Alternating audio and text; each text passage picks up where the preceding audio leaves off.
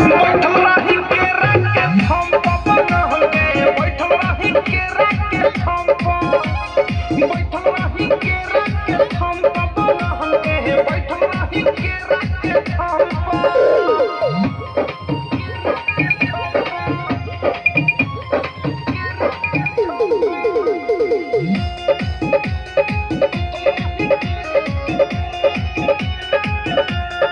लगले जे हाथे त कह देनी साफे किया की जवानी के लहक गइले बा अब हई धर आ कुछौ त कर ई मनवा ये राजा बहक गइले बा लगले जे हाथे त कह देनी साफे किया की जवानी के लहक गइले बा अब हई धर आ कुछौ त कर ई मनवा ये राजा बहक गइले बा दासा कोइनी उनकर नासा में रहनी उहे भइल जवन हम सखी चाहनी लागल नाही शरम काम कोइनी कुकरम कहनी दुनु हाथ फेरा दुनु बम बैठल रही केरा के थम पवन होगे बैठल रही केरा के थम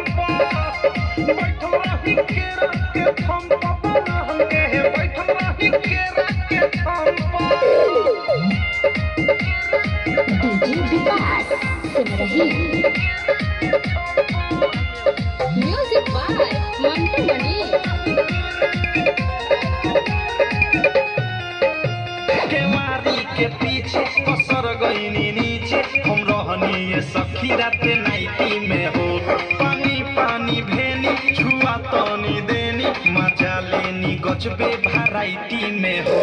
केवारी के पीछे पसर गईनी नीचे हम रहनी ये सखी राते नाइटी में हो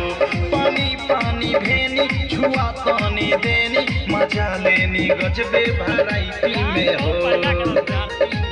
लेते रहले उ हल्का में हमें जाते हल्का में रुक गइल दमे